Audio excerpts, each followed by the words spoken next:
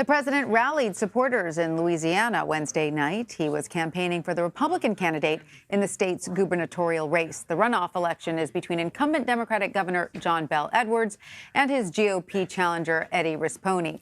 The contest will take place November 16th. Mr. Trump was appearing in deeply red territory. He won Louisiana by nearly 20 percentage points in 2016. Yet the event comes one day after another red state appears to have chosen a Democratic governor. While that race is still too close to call, Kentucky's Republican Governor Matt Bevin is trailing his Democratic challenger. President Trump focused much of his comments Wednesday evening on the impeachment inquiry against him. Here's what he told the crowd about the whistleblower at the center of the investigation.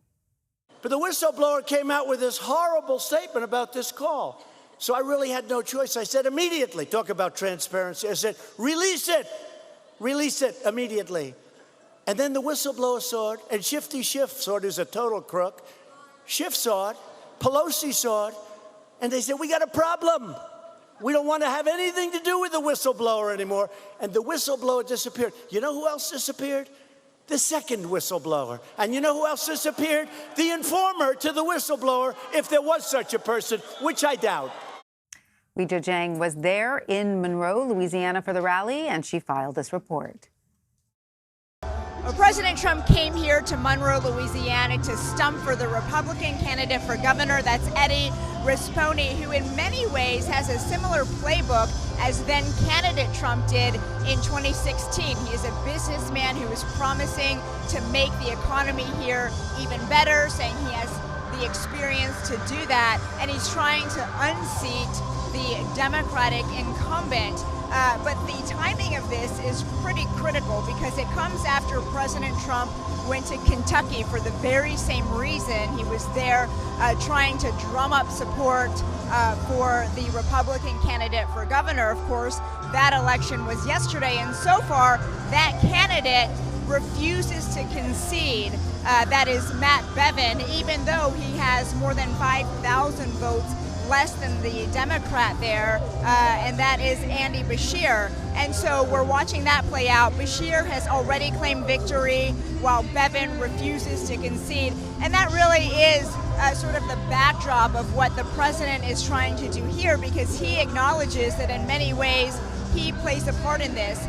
But it's unclear how much political capital he still has and will continue to have as we head into 2020. And of course, a big part of that is that we are right in the middle of the impeachment inquiry. And that is something that the president talked at length about.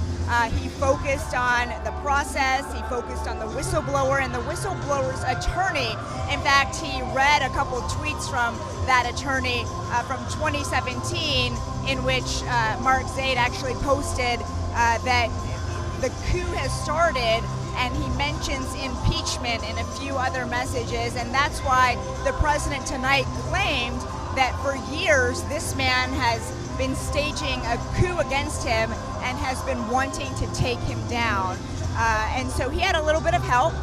Both of the senators from Louisiana took the stage as well, and John Kennedy, who is always very fiery when he speaks, talked about impeachment. He slammed House Speaker Nancy Pelosi and the Democrats, saying, I don't mean to be rude, but it must suck to be that dumb. Now, Tanya, that is a quote from Senator Kennedy, not from me. And so you can imagine this crowd was very fired up, especially when Trump mentioned the economy, when he mentioned building up the military, when he mentioned support for police. So it really kind of was a greatest hits here, and not really addressing what's actually happening on Capitol Hill, which is not just about the whistleblower anymore. Of course, we are now deep into the inquiry, and next week the public hearings are about to begin, but the president did not mention that part, did not mention all the people who have testified and corroborated many parts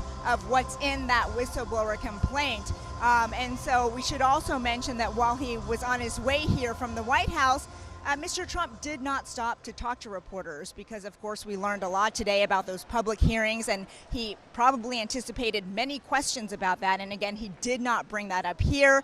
But as we inch closer to those starting next Wednesday, it's something he won't be able to avoid. Tanya, back to you.